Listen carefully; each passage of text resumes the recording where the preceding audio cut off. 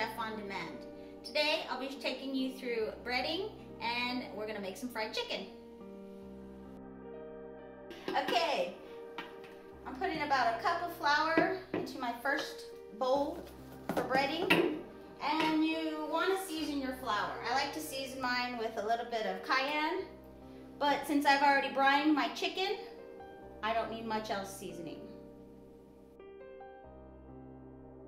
Our second dish is for your eggs. You want to make an egg wash. I'm using 2 eggs. With each egg, you want to use a tablespoon of either water or milk for your egg wash. So there's 1 tablespoon and 2 tablespoons. No matter what you're breading, you usually want to make 3 bowls for your breading, or 3 different containers for your different breading mixes. These are panko breadcrumbs, which are Japanese breadcrumbs. You can use cornmeal for chicken. You can use anything you want to bread it in. But I like the panko because it makes it a lot crispier.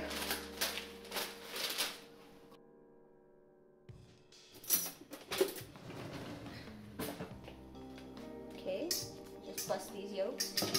Mix it up.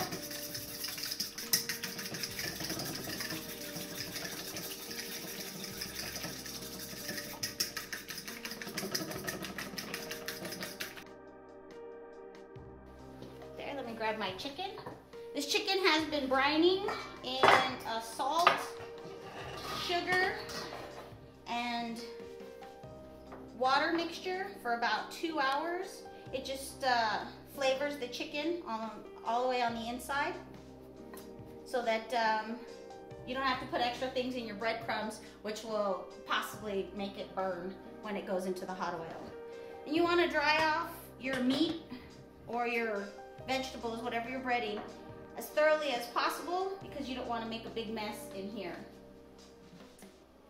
Okay, then we'll just dip the chicken into the bowl with your right hand. You want to have a wet hand and a dry hand.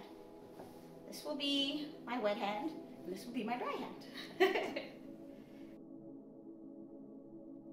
Okay, so then we're going to dip it in the egg wash, just enough so that your next breading, meal, panko, whatever, will stick. You don't want to get too much and put it in there and it'll be all gooey. Okay? So put it in there, and with your dry hand, just coat your item with the breadcrumbs.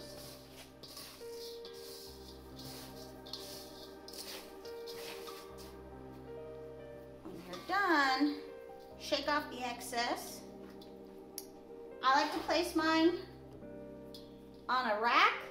That way anything that's gonna fall will fall onto a pan underneath it. But you don't wanna lay anything on top of each other, because the breading will stick to the thing that it's laying on top of, and or it'll fall off and the pieces will stick together. And that's basic breading.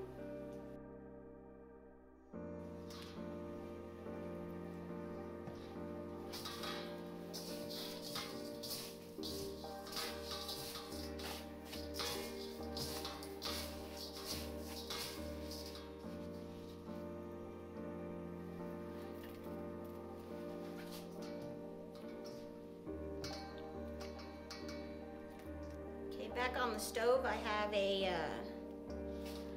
big pot of oil. I'm using peanut oil because it has a higher burning temperature. Got it on about a medium heat, and I've got a candy thermometer in there. And we have to wait till it comes up to 350 degrees. Okay, to fry chicken, make sure that your oil is at 350, which we've done. You don't want the oil too hot so that it burns the outside of the chicken before it cooks the inside, but you don't want it too cold, because if it gets too cold, then the oil will seep into the chicken and you'll end up with greasy chicken. And that's not what you want. Grabbing your chicken pieces, putting them in the oil. You don't want to fill up the pan too much whip too much too quickly because it drops the temperature of your oil. And continue to add more chicken, because that'll bring down the temperature of the oil as well. You don't want to overcrowd your pan because you don't want your pieces to stick together either.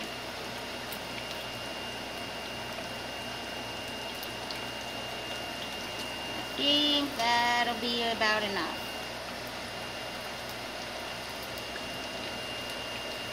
Since the chicken is completely submerged in the oil, it's not going to take extremely long to cook. You do want to check your chicken for temperature. 165 is a safe temperature for eating chicken. Flip these around because one side seems to be pretty crisp.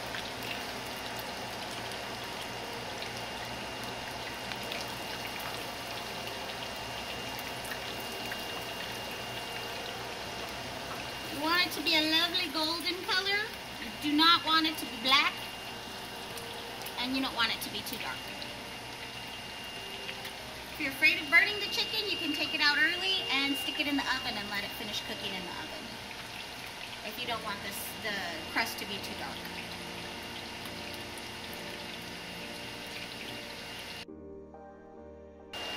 Alrighty, I'm going to take the chicken out. And over here I have a rack sitting over a pan. And I'm just going to place the chicken on the rack with the paper towels underneath it so that any oil will drain off onto the paper towels.